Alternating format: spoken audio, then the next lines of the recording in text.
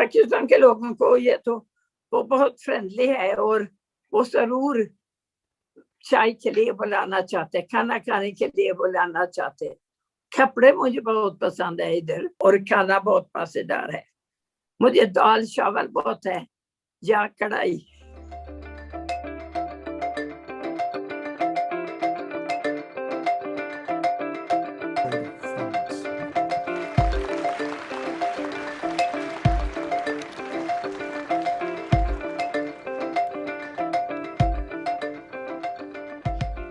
مجھے پتا تھا مجھے ایشیا میں جانا، اور پاکستان اس وقت جگہ اور ان کو نرس کی ضرورت تھی، اور میں نے اس پر ہاں کہا اس ارادے سے کہ میں ادھر ہی رہوں گی.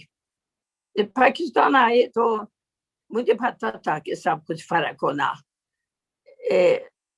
لیکن شروع کیا اردو سیکھنا. 1969 تو میں پاکستان میں آئے، اور پہلے 5 سال راولپنڈ میں کام کیا. گاؤں میں جاتی تھی، اسکول والوں کو ہم لیسنس دیتے تھے، کبھی کبھی پورے اسکول کو کیڑوں کی دوائی دیتے، کیونکہ ادھر گاؤں کے بچے سب کے کیڑے ہوتے تھے.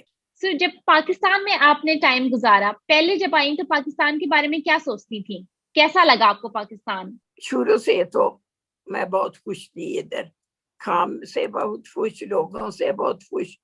تو یہ بات نہیں تھی کہ میں نے سوچا نہیں یہ ٹھیک ہے، ایسی چیز ہے جو مجھے پاکستان میں صحیح نہیں لگتی، ایسی چیز بھی ہے سیدھ میں جو مجھے صحیح نہیں لگتی. کیونکہ جب میں آئے 69 میں تو کافی آزادی تھی ادھر ملک میں، اور 70-80 میں بھی میرے پاس گاڑی تھی، کیونکہ میں تو گاؤں میں بھی جاتے تو یہ تو چرچ کی طرف سے تو مجھے ملی ہے، اور میں خود عورت ہوتے ہوئے ڈرائیو کر سکتے، ادھر ادھر جا سکتے. کچھ جو بعد میں جو شاید مشکلات آ گیا ملک میں، آپ ہر جگہ نہیں جا سکتے. ابھی جب آپ کو پتا چلا کہ پاکستان کے پریزیڈنٹ نے آپ کو نامینیٹ کیا ہے for the pride of performance award, آپ کی کیا فیلنگ تھی؟ آپ کو کیسا لگا جب آپ کو پتا چلا کہ آپ کو یہ ایوارڈ مل رہا ہے؟ جب میں ادھر ہی ہے میرے ایوارڈ جو میں نے آج کے دن تو پہن لیا، میں بہت حیران ہو گیا، کیونکہ میں نے کبھی اس پر کبھی سوچا ہی نہیں، یہ خیال کبھی میرے دماغ میں کبھی نہیں آئے.